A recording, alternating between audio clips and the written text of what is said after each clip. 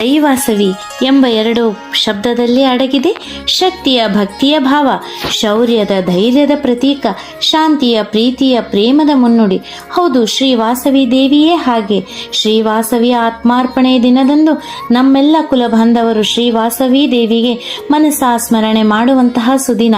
ವಾಸವಾಂಬೆಯು ಅಂಜದೆ ಅಳುಕದೆ ಕುಗ್ಗದೆ ವೈಶ್ಯಕುಲ ಸಂರಕ್ಷಣೆಗಾಗಿ ನಿಂತ ಮಹಾತಾಯಿಯು 102 ಗೋತ್ರದವರೊಂದಿಗೆ ಆತ್ಮಾರ್ಪಣೆ ಮಾಡಿ ಈ ಜಗತ್ತಿಗೆ ಶಾಂತಿ, ಧರ್ಮ ಪಾಲನೆ, ಅಹಿಂಸಾ ಪರಮೋಹ ಧರ್ಮ ಎಂದು ತಿಳಿಸಿದ ಸುದಿನ.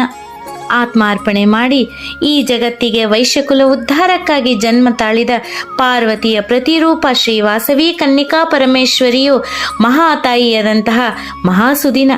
ಈ ಕುಲದಲ್ಲಿ ಹುಟ್ಟಿರುವ ನಾವು ಅದೆಂತಹ ಪುಣ್ಯವಂತರು, ಅದೆಂತಹ ಪಾವನ ಪುನೀತರು. ಭಕ್ತರಿಗೆ ನಿಮ್ಮ ಯೋಗಕ್ಷೇಮವನ್ನು, ನಿಮ್ಮ ಶ್ರೇಯೋಭಿವೃದ್ಧಿಯೇ ನನ್ನ ಗುರಿ ಎಂದು ಪ್ರತಿಜ್ಞೆ ಕೊಟ್ಟಂತಹ ಮಹಾತಾಯಿಯ ಆತ್ಮಾರ್ಪಣೆ ಮಾಡಿ ವಿಶ್ವರೂಪವನ್ನು ತೋರಿಸಿ ವಿಶ್ವರೂಪಿಣಿಯಾದ ವಾಸವಿ ದೈವಾಸವಿ